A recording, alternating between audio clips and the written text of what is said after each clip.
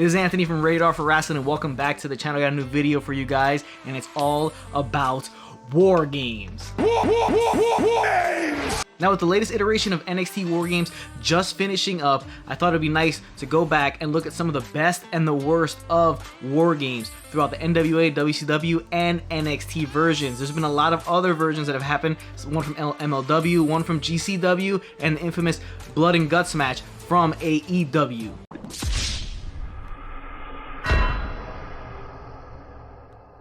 Now, I'm basically making this video not as a repeat or a remake of another video that made the best War Games matches of all time, which was my highest watched video, highest viewed video on YouTube that was up there for close to a year before WWE unceremoniously decided to block that video just a month prior. Oh, darkness, my old friend.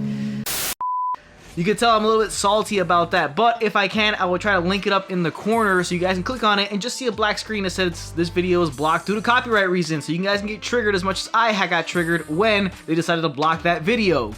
So yes, guys, we're here to talk about the best and the worst of War Games. I have 6 of the best and 6 of the worst War Games in history, spanning back from the first War Games in 1987 all the way to some of the more recent ones from NXT. Yes, NXT War Games will have a couple matches on here, so get your NXT War Games hate comments in the comment section below. Let me know, guys, because I know a lot of people, a lot of old school folks are all about the original iterations of War Games and not anything NXT has done with War Games. So let me know what you guys think about the NXT ones in the comment section below. So the way this is going to work, guys, is I will break down each best and worst War Games match. While I'm talking about that specific War Games match, I will cut it to the studio, the Radar for Wrestling Studios, and we're going to break down the highlight of that match. What I thought was the highlight or the best part, moment, aspect of that War Games match. Now, the way this is going to work is that when it comes to the best War Games, I'm going to start from the good to the great, and vice versa. For the worst, I'm going to start from the not so bad to the really, really bad. So yeah, guys, this is going to be a lot of fun. We're going to go through all these War Games matches. I have 12 in total, 6 good, 6 bad. So we'll get into it. We'll have a lot of fun here on this episode. Best and worst of War Games. Let's get right into the video.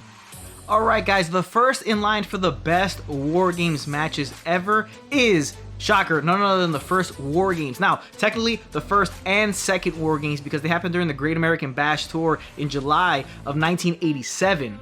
Now, this match was created, the entire concept of War Games was created specifically for the 4 Horsemen, to get them locked in a cage so Dusty Rhodes and the other babyfaces can get their hands on the Horsemen in a structure that would keep them locked in there. So obviously, the first, technically, second, also, War Games matches are, in line here for the first of the best of the War Games matches. Now, this first matchup, you had the 4 Horsemen, the team of Ric Flair, Arn Anderson, Lex Luger, Tully Blanchard, and J.J. Dillon, the manager, being involved in this matchup, going against the Road Warriors Hawk and Animal, Nikita Koloff, Dusty Rhodes, and Paul Ellering, the manager of the Road Warriors. So we have managers going at it in this match. Now, they had the concept down pat in this match. Blood, gore, violence, sloppy, but in a good way, the way you would think a match like this would go down. Now, here you would introduce obviously the concept of War Games, but one of the more interesting concepts of War Games is the whole back and forth when the entrants come in. Here you see it for the first time. The heels come in, get a ton of heat on the babyface in the ring. You get the babyface pop from that next babyface coming in to even the odds. So it's back and forth like we see today. This is the inception of it, the beginning of it, the greatness of it. So an awesome, awesome physical, violent match where in the end, the Road Warriors actually break the shoulder of J.J. Dillon with a modified Doomsday device and get him to submit to get the win in the first ever War Games. Now, the second one happened just later that month with J.J. Dillon being replaced due to this injury by Ray Traylor, also known as Big Boss Man, going by here as the moniker The War Machine, in a not really all that flattering leotard. He comes out and he'll be the one to submit to the Road Warriors in this match. So back-to-back wins for Nikita, Dusty, Paul Ellering, and the Road Warriors. Let's kick it over to the studio now to check out what was the highlight of the first ever War Games match. All right, welcome to the Radar for Wrestling Studios. It is returned. It is back. The studio you guys all know and love is back. And with this War Games video, we are going into the first match that we just talked about, War Games 1987. The first one, not the second one. We're going to show the highlight of the night. It's all about J.J. Dillon getting his shoulder broken by none other than Hawk and Animal of the Road Warriors. Saw what happened to J.J. Dillon. His fate was written there on the mat from War Games 1987. Let's get back to the countdown. Now, first in line for the worst of the worst War Games matches in this list is War Games from Fall Brawl 1997, the NWO against the Four Horsemen in North Carolina, Flair Country, Horseman Country. Now, leading up to this, it was booked pretty poorly because the NWO at this moment in time, from 96 to 98, they were getting over on absolutely any man, woman on the WCW roster, pretty much other than Sting. So Flair had his ups and downs in WCW during this time period, and you would see some of it here with the promo that was cut on the Four Horsemen by the NWO, the infamous promo with Sean Waltman, and obviously this created issues between Sean Waltman and Ric Flair, making the Horsemen look old, battered, and everything like that. So it was more of this in this match. Now the team consisted of the Four Horsemen, Chris Benoit, Steve Mongo McMichael, Ric Flair, and Kurt Hennig, going into the NWO team of Kevin Nash, Buff Bagwell, Conan, and Six, also known as X-Pac, Sean Waltman. So this match, it had solid action in this matchup, but again, leading into this match, you had the babyface Four Horsemen, Flair, the babyface, being in North Carolina. Like I said before, Flair, Horseman Country. You didn't really get what you expected out of this. Towards the end, you have Kurt Hennig doing the heel turn, turning on the Four Horsemen during the matchup, and then them handcuffing Ric Flair up against the cage and beating the living hell out of this man in front of a pseudo so-called hometown crowd that was hot for the Horsemen, hot for the Four Horsemen, hot for Ric Flair, and wanting them to get the win here. I think this is a missed opportunity from WCW, but again, NWO got over on everybody during this time period, and this was no different. So the NWO gets the win, and they completely destroy Ric Flair and the Four Horsemen inside of War Games. And nonetheless, this would have been a great opportunity to get a big, massive pop from the home crowd in North Carolina to send the crowd home happy, but WCW seems to never like doing that when it comes to the NWO, because the NWO gets over on everybody, brother. Remember that. Now we're going to kick it over to the studio and look at the highlight of the night from this War Games match, the first of the worst War Games matches, Fall Brawl 1997. Back in the studio for the first of the worst War Games matches with War Games 1997. So you heard what happened in the match. Let's get to the highlight of the night, and it's when Kurt Hennig, Mr. Perfect, turns on the Four Horsemen, thus leading to Team NWO defeating the Horsemen in North Carolina. That's the highlight of that night from War Games 97. Shouldn't have went down the way it did. Hennig turns on the Horsemen, NWO get the win. Let's kick it back to the countdown.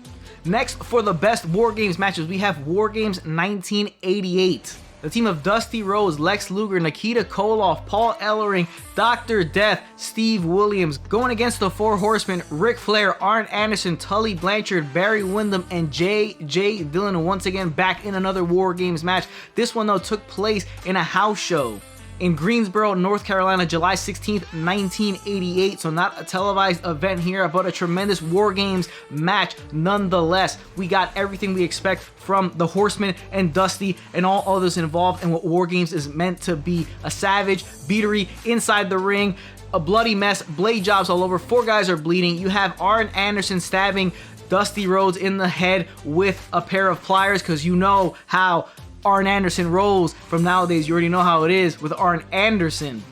And basically the heat generated in this match is nuclear. Close to a riot goes on in here inside the Greensboro Coliseum, Greensboro, North Carolina, between the Horsemen and Dusty and crew.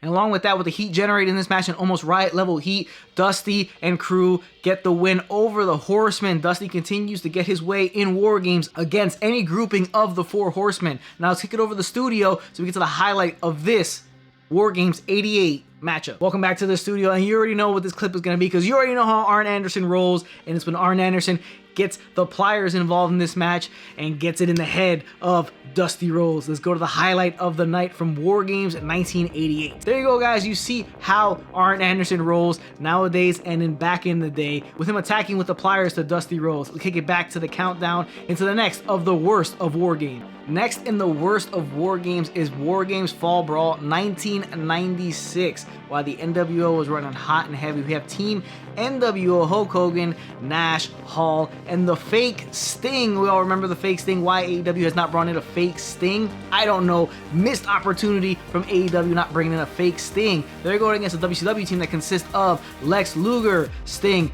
Ric Flair, and Arn Anderson. Now, this match should have been way better than what we got here. Obviously, with all the major names involved in this matchup, major names during this time period in WCW and of all time in professional wrestling, we should have got a much better match than what we got here. But a lot of it was a lot of choking and just kicking and kind of guys just hanging around. You remember how WCW was when they got that guaranteed money? These guys started cutting corners and taking it easy there in the ring is what we got here. Now, the fake Sting nonsense, that made everybody look dumb, the announcers, the wrestlers in the ring. So you could have done without some of that. Then you have Sting, the real Sting at that, leaving randomly during the match, leaving all his WCW compatriots in the ring to get the beat down from the NWO, which does happen because, remember, the NWO gets over on everybody, brother. Remember that, and that's exactly what you got here. But with this match being as lackluster it was, with all names involved and all the angle involved, with the NWO being at its highest point in 1996 here at Fall Brawl, at least at the end we got an awesome promo from Hulk Hogan, and we got to see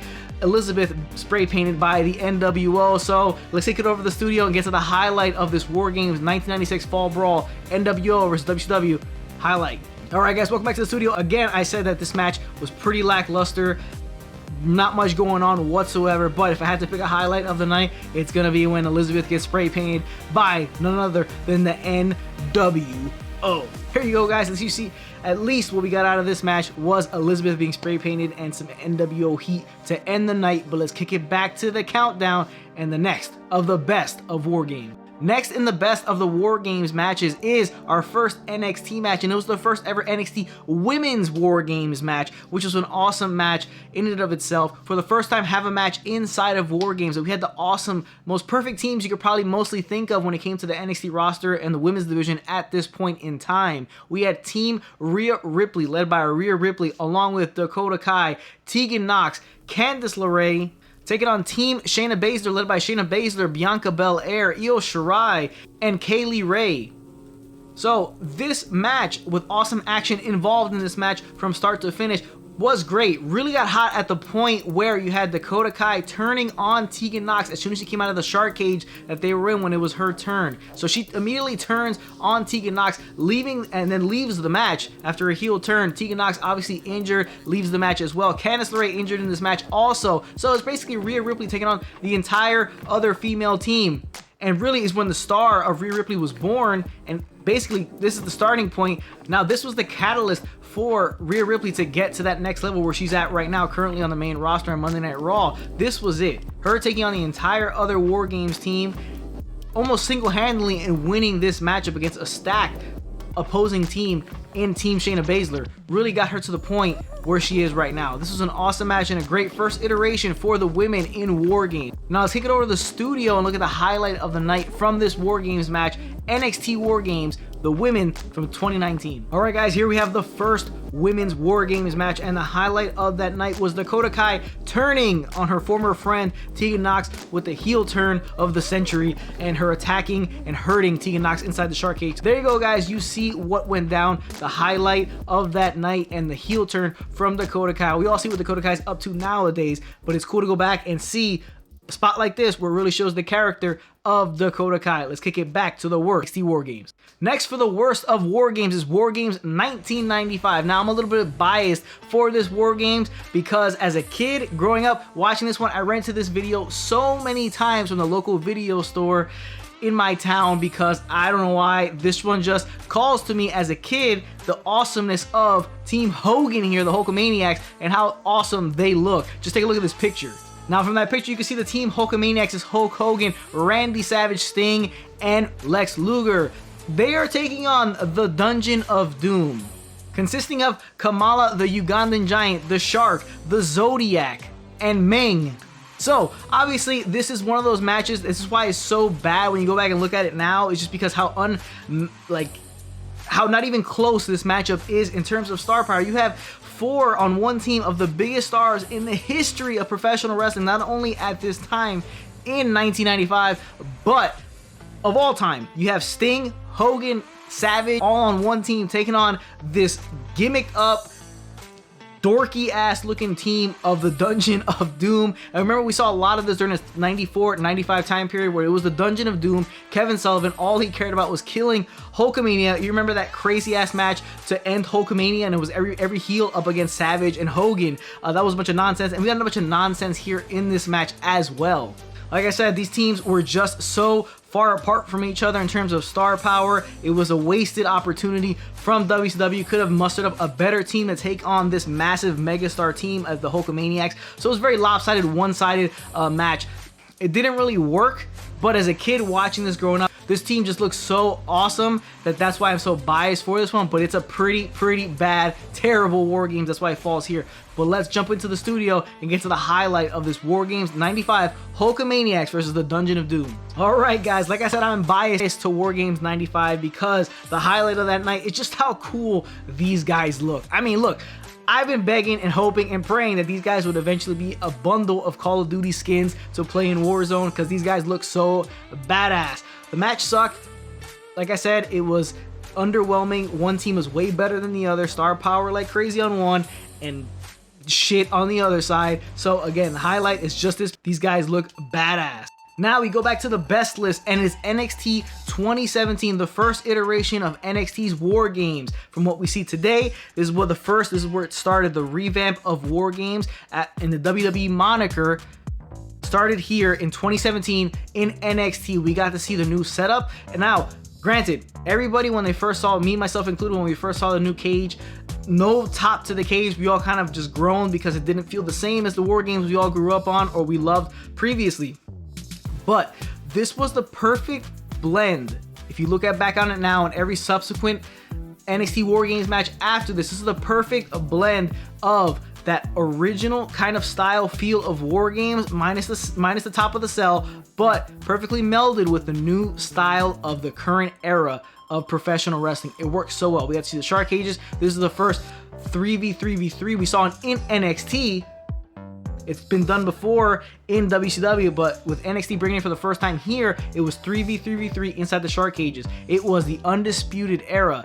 Adam Cole, Bobby Fish, and Kyle O'Reilly taking on the Authors of Pain along with Roderick Strong and the Team of Sanity. Alexander Wolf, Killian Dane, and Eric Young. Now, this match was just awesome. Tons of huge spots. Like I said before, it melded both of the physicality of War Games. Obviously, it's a very choreographed because it's a new style of wrestling, but it mixed the two pretty well together, and it was a lot of fun to watch. And this was the stepping stone for Undisputed Era to become the hallmark of NXT's version of War Games, because they would pretty much be in every single War Games match coming out after this, minus the last one we just saw in NXT 2.0 War Games. So this was an awesome match, a great way for NXT to introduce the idea, the concept of War Games with a nice little twist to kind of update it for the modern crew, for the modern fan, the modern era of professional wrestling. This was great stuff from NXT and WWE here in this first ever NXT War Games match. Undisputed Era get the win here, and they will pretty much dominate a lot of War Games for years to come. This was a great start for NXT and the War Games. Now let's cut to the studio and get to the highlight of this, what you call a spot fest of a match. Guys, welcome back to the studio. It's NXT War Games 2017, the first iteration. You heard how the match went down. Let's get to the highlight of that night, and it's this spot from Roderick Strong suplexing Adam Cole off the top of the cage that has no roof onto the competitors down below. The highlight of that night, an awesome big spot that definitely worked well with what was NXT War Games in the first iteration, what we got to see from NXT in the War Games scenario. Now let's kick it back and get to the next worst of War Games. Now we come to another one of the worst War Games, and it's War Games 1993, where we had the team of Sting, Davey Boy Smith, Dustin Rhodes, and none other than the man himself, the former tugboat in WWF, the Shockmaster. Now, we all remember the Shockmaster for this one epic moment that will live forever in history as one of the funniest, wildest moments we've ever seen in professional wrestling over one of the dumbest concepts and gimmicks that we've ever seen in professional wrestling, created by none other than Dusty Rhodes. It was Shockmaster when he ran right through that wall and busted his ass, and we heard the classic Bulldog line as soon as he busted his ass. So in this War Games match, it was that team that I just said, along with Shockmaster, taking on Sid Vicious, Big Van Vader, and Harlem Heat. Now, this match, it pretty much stunk. I'm not gonna lie to you. I mean, with Shockmaster involved, we all knew where it was headed after we saw the Shockmaster debut and the gimmick itself, and we got more of that here, where Shockmaster kind of just gets in the ring later on in the match and just taps out Booker T, Mr. WCW, taps him out, and it kind of match just ends abruptly, very quickly. It was just really poorly done, a gimmick that was terrible, and they knew it as soon as this match came to fruition. They were like, let's just end this quick and try to get out of this as fast as we possibly can, because the Shockmaster sucked. I mean, come on, it's the Shockmaster, guys. I mean, literally, this is some campy ass shit, and it's just awful. And the way he submits Booker T with a damn bear hug in a War Games match, it's just terrible stuff. Now, let's take it over to the studio and look at the highlight of the War Games 1993. Right, guys, back in the studio, and it is Shockmaster time, guys.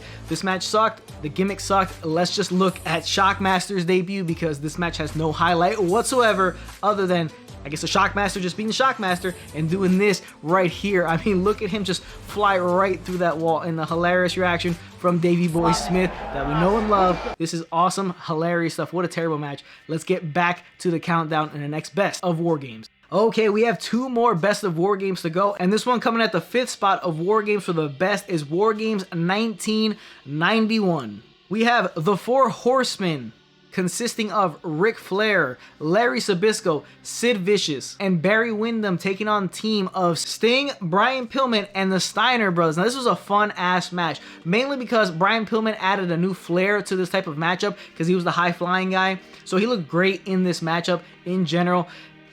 A messed up ending for him at the end of this match, but during the whole match he gave a nice little change of pace to everybody else involved in the match. Tons of fun in this match. You got Flair and Windham getting their heads scraped against the cage pretty much the entire match. Sting is in peak form. The Steiner Brothers are a ton of fun in this match.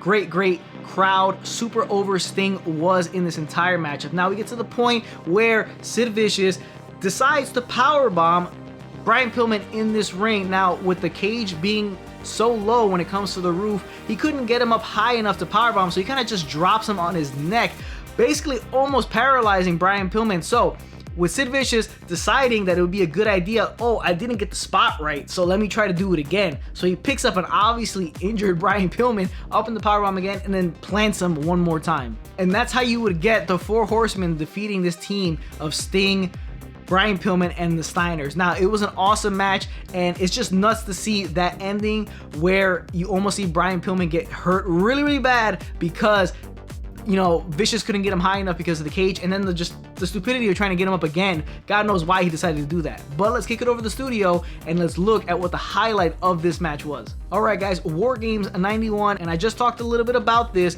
and the highlight of that night is Brian Pillman almost being paralyzed by Sid Vicious and bringing him up again and powerbombing him once again, even though he was obviously hurt. There you go, there's the clip. We look at it, boom, drops him, picks him back up, and then drops him again. I mean, it's ridiculous, but it's nuts to watch back over again. Great stuff from 91 War Games. Let's get back and look at the next Worst War Games.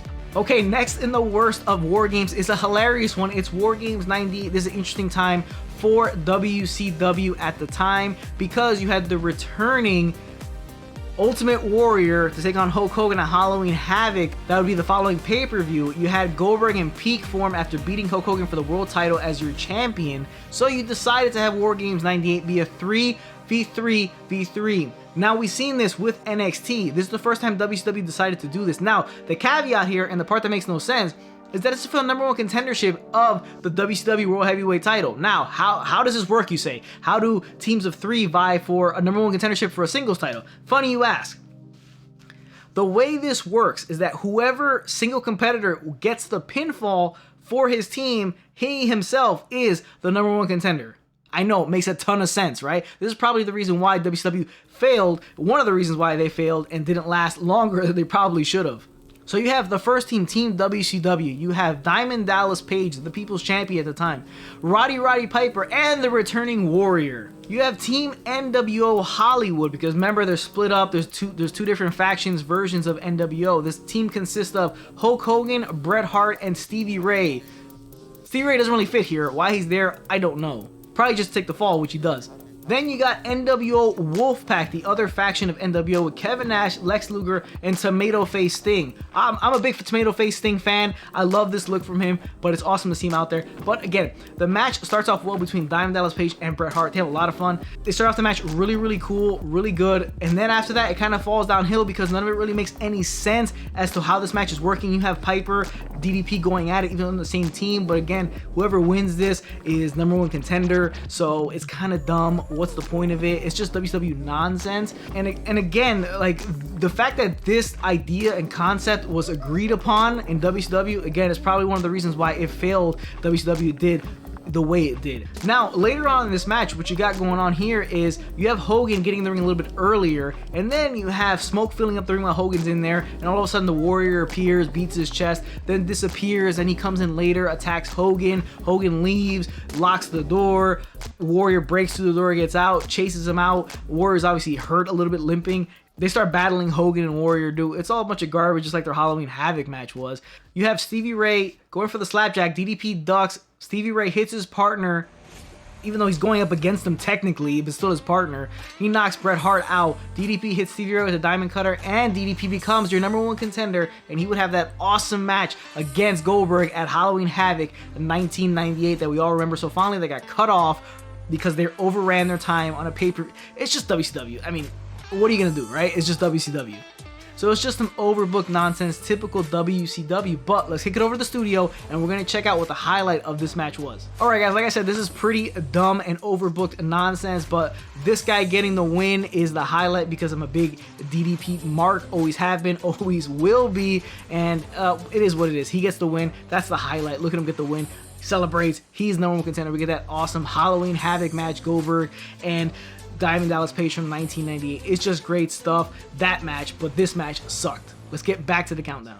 Now we get to the best War Games match of all time. All right, now this is tough to choose, very subjective, but I've said this is the best War Games match in my previous video that got blocked by WWE for copyright issues, and this one as well. It is WrestleWar 1992, the War Games match. You have Sting's Squadron going against the Dangerous Alliance. You have Sting's Squadron consisting obviously of their team captain Sting, Keita Koloff, Ricky the Dragon Steamboat, Dustin Rhodes, and Barry Windham going against the Dangerous Alliance of Rick Rude, Larry Sabisco, Steve Austin, Arn Anderson, and the late great beautiful Bobby Eaton.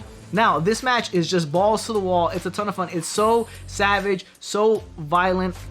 Everybody's bleeding. Rick Rude basically breaks the damn ring. You have Steve Austin bumping all over the place, taking a bunch of reckless bumps. It's awesome stuff from a young, stunning Steve Austin. It is awesome, awesome match.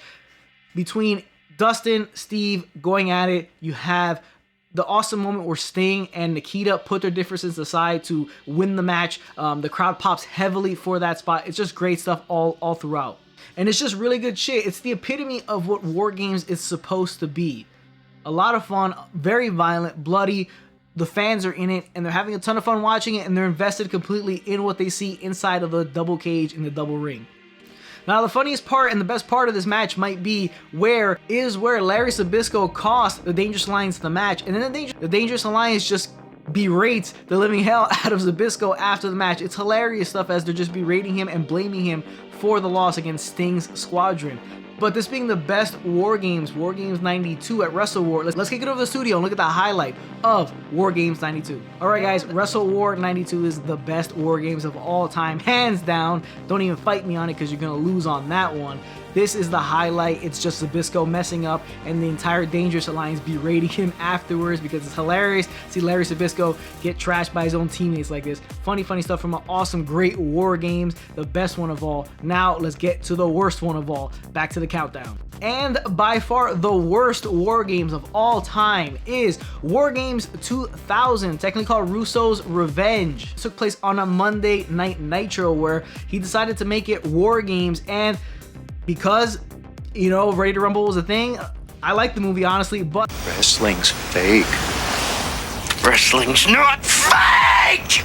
We got the triple cage. This is what we got. They changed it up. It's War Games. It's triple cage. Now, let's look at the teams. We have Team Russo. Kevin Nash, who is the current WCW World Champion. He is teaming with Jeff Jarrett, Scott Steiner, and the Harris brothers, Don and Ron. They are taking on the team of Booker T, Goldberg, Sting, and Chronic.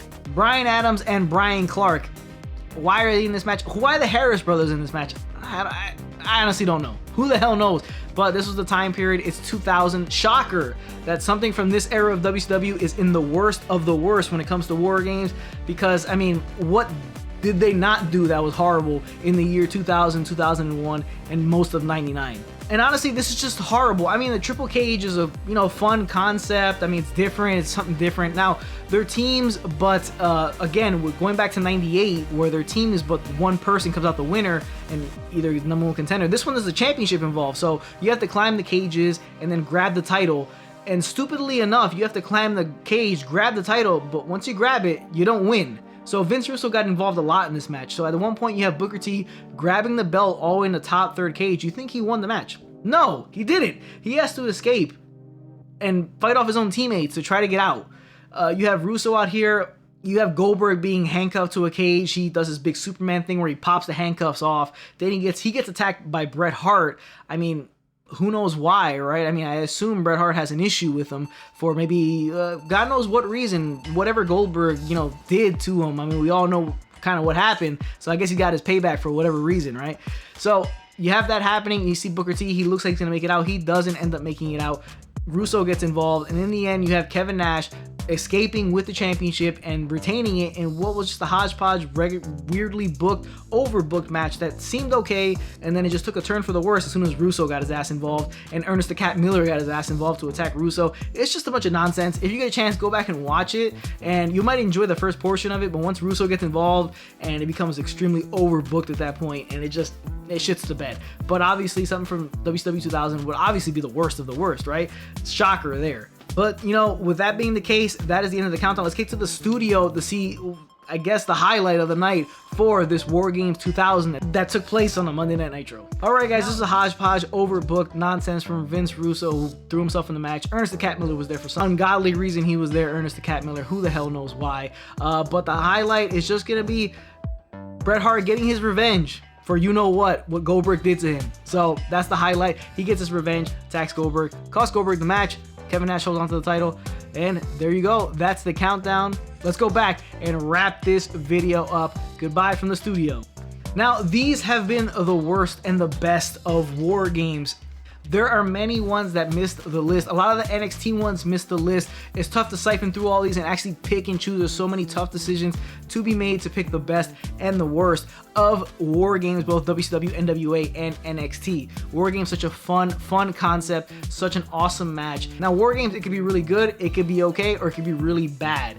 Now, we've seen the ones on this list. Let me know in the comment section if you agree with the best and the worst of War Games. And let me know what you thought of this past recent NXT 2.0 War Games, or is it War Games 2.0, or is it NXT War Games 2.0? Does the 2.0 go first? Does it go in the middle, or does it go... I don't know. But whatever, it's NXT. Let me know what you guys thought of this past NXT War Games, and let me know in the comment section what you thought of the list, and what is your favorite War Games of all time. My old school cats out there, I know you guys are going to love the WCW NWA ones. Some of the new school cats might like the NXT ones a little bit better. It's all preference, so whatever you guys think, let me know in the comment section below. I appreciate you guys for tuning into this video, the best and the worst of War Games. I'll catch you guys on the next one.